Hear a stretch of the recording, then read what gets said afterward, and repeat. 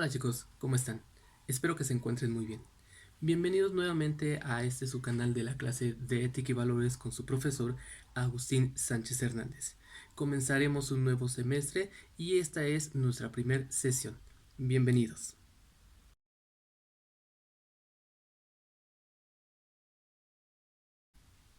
El día de hoy vamos a tratar nuestro primer tema, que es el bloque 1 llamado globalización, y vamos a revisar conceptos y algunos fenómenos sociales que van vinculados a este mismo. Entonces, sin perder el tiempo, vamos a nuestra presentación. Pues bien, vamos a iniciar nuestra presentación sobre el bloque 1, que vamos a tratar el tema de globalización. Durante este bloque vamos a estar revisando los siguientes temas: libre comercio, desigualdad, consumismo, migración, fuga de cerebros y medios masivos de comunicación. Todos estos, obviamente, en relación a este fenómeno mundial llamado globalización. Entonces, lo primero que tenemos que hacer es definir qué es la globalización, y vamos a entender que este es un proceso histórico que viene desde aproximadamente 1985 cuando inicia la famosa Guerra Fría entre diversos países como Estados Unidos, Rusia y China. Esa competencia económica que se empieza a generar, esa competencia tecnológica y también armamentista. Esa Guerra Fría va a provocar un cambio completamente en la integración mundial. ¿De qué? En ámbitos de la economía, sobre todo, lo político, lo tecnológico, lo social, e incluso esto va a afectar hacia lo cultural. A cada una de las naciones va a ser una transformación en torno a su propia cultura.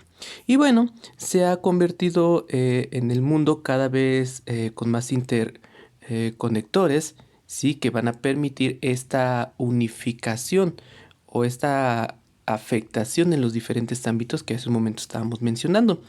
Y bueno, en este sentido se dice que este proceso se ha hecho del mundo una idea o una aldea global. Por eso se llama globalización, porque está hablando de todo el globo terráqueo y va a afectar a todas las naciones que participen de forma directa o indirecta hacia este proceso.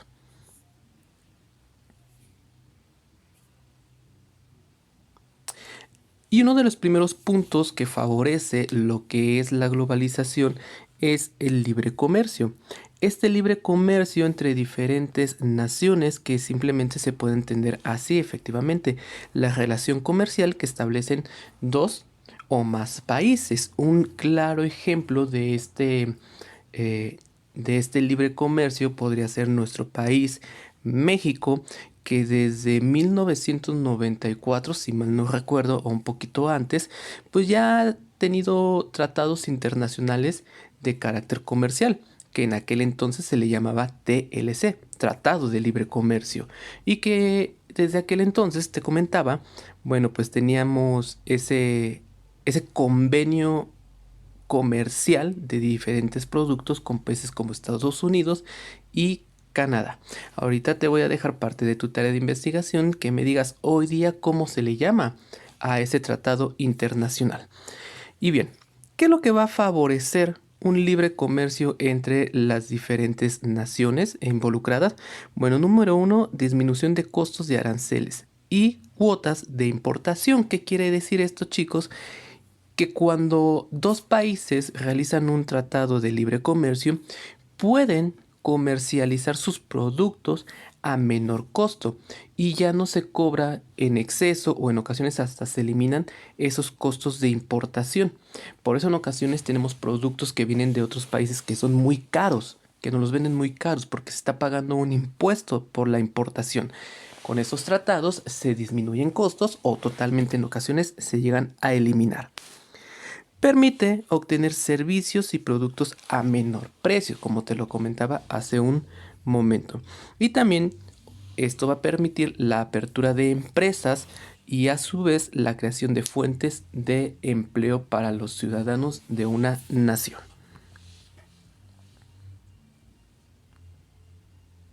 La desigualdad. Ojo, aquí vamos a tratar el tema de la desigualdad a partir de la idea, perdón, de Juan Jacobo Rousseau, filósofo del siglo XVII, aproximadamente, si mal no recuerdo. Y bueno, nos dice este señor, Juan Jacobo Rousseau, que la desigualdad se mide en la forma en la que se distribuyen los bienes o servicios entre los individuos.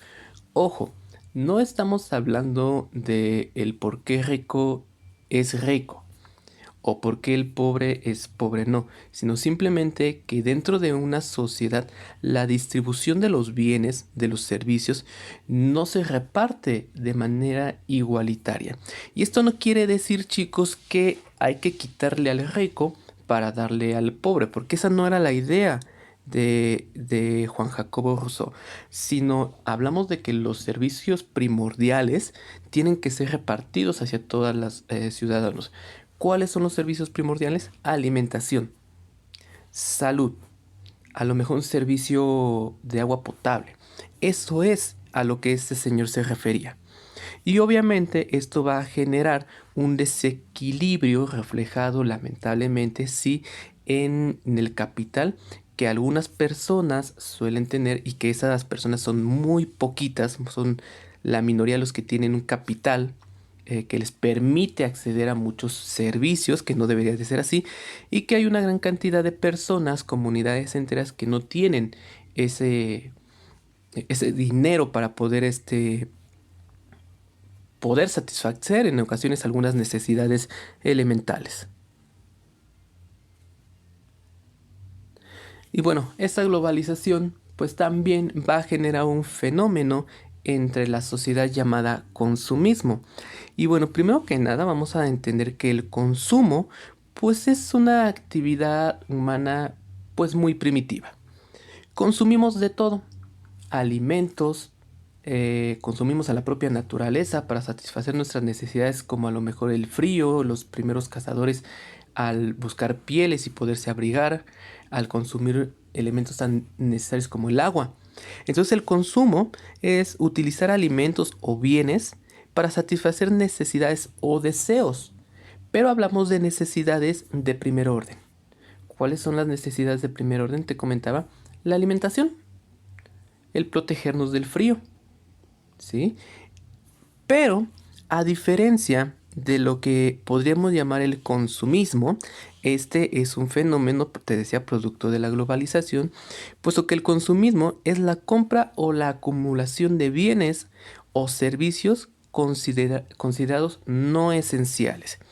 Es decir, podemos vivir jóvenes con una eh, o prescindir en nuestras vidas de una gran cantidad de servicios que no necesitamos.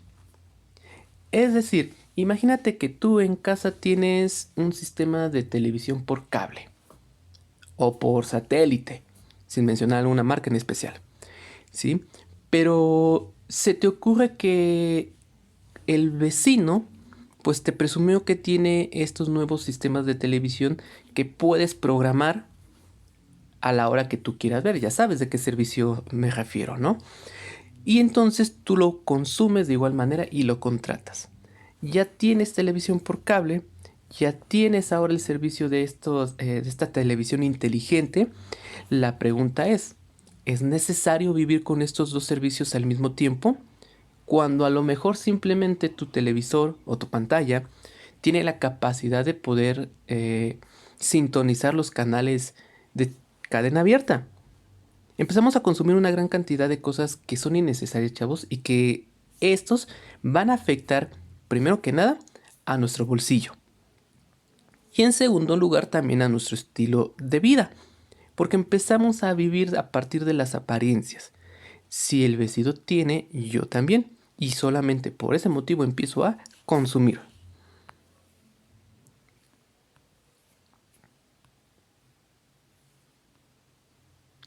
Y bueno, también este fenómeno de la globalización pues nos trae un problema llamado migración, ya que la migración, chicos, pues empieza a generarse a partir de las diferencias que existen o esa desigualdad que existe dentro de una nación, la desigualdad que veíamos hace un momento, ¿no? No se reparten los bienes y servicios dentro de mi comunidad, entonces busco la necesidad de buscar otro sitio para poder vivir. La migración eh, o la migración humana se refiere a los procesos migratorios de los seres humanos, forzados o voluntarios. Consiste en el cambio permanente o semipermanente, es decir, por un periodo corto o prolongado, de la ciudad, región o del país en donde yo vivía. Algunos de los factores puede ser por problemas políticos, porque a lo mejor mi país no me permite una expresión libre, o a lo mejor me acusa, me persigue, ¿sí? Entonces es un factor por el que puedo huir de un país. Obviamente los socioeconómicos, no encuentro los recursos necesarios para poder vivir dentro de mi nación y tengo que irme al país vecino, ¿no? Y yo creo que tenemos muchas historias acerca de personas que hacen esto. Problemas bélicos, cuando en alguna nación por los problemas o conflictos militares ya no permite tener una calidad de vida de paz a los ciudadanos, pues empiezan a buscar opciones y se van de, de su nación de origen, buscando refugio en los países vecinos. Y culturales, que a lo mejor este puede ser voluntario, como lo decía en la definición, ya que a lo mejor por intercambios estudiantiles, por querer conocer la cultura de otras naciones, simplemente accedo a cambiar de mi ciudad o de mi país natal.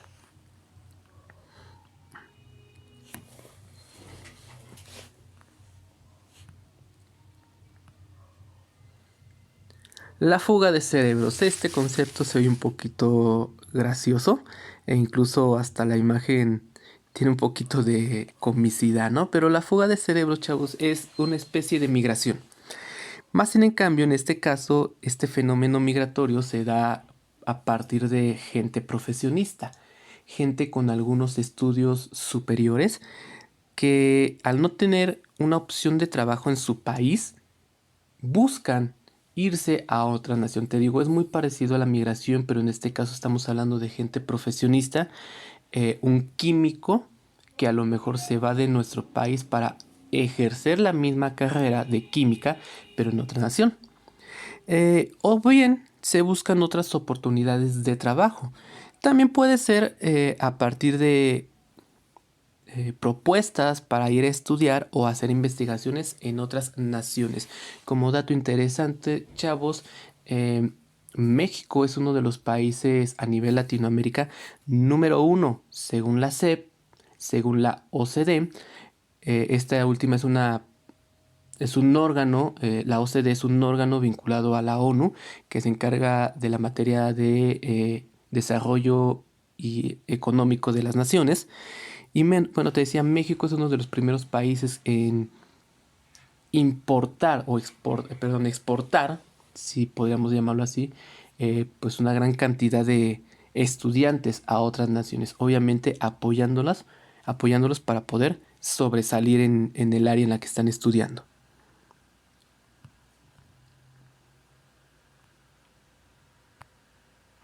Y bueno, por último, los medios masivos de comunicación, chicos, que a lo mejor es un concepto muy primario, que quizás tú ya ubicas, pero sí hay que establecer que los medios masivos de comunicación no es otra cosa más que cualquier herramienta que te permite la difusión de una idea. Cualquier herramienta. Pero esta herramienta, chicos, pues tiene una gran historia, porque puede ser un medio de comunicación algo tan primitivo como quizás una carta, ¿sí? Evolucionando quizás a una imprenta, a lo mejor a un correo electrónico y hasta lo que tú hoy día a lo mejor solamente te quisieras enfocar y dices es que en la computadora, en el celular, ese es el medio masivo de comunicación por excelencia, porque tienes un Facebook, porque tienes un WhatsApp, porque tienes un Instagram, eh, un Twitter, etcétera, ¿no?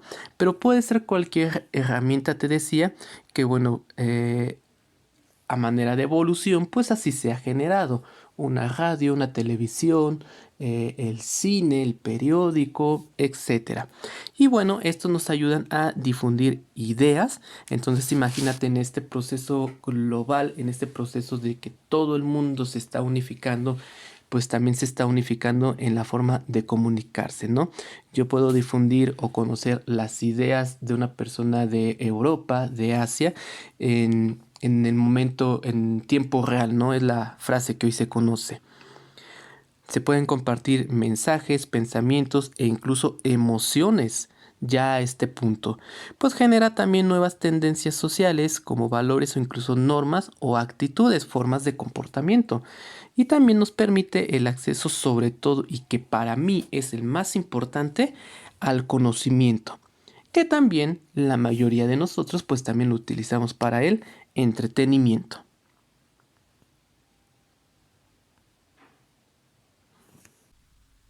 Bien, eso sería todo. Espero que los conceptos no te resulten nada complicados.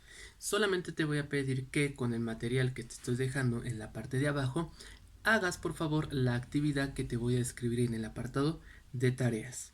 Por favor, cuídate mucho y nos estamos viendo la próxima semana. Hasta luego.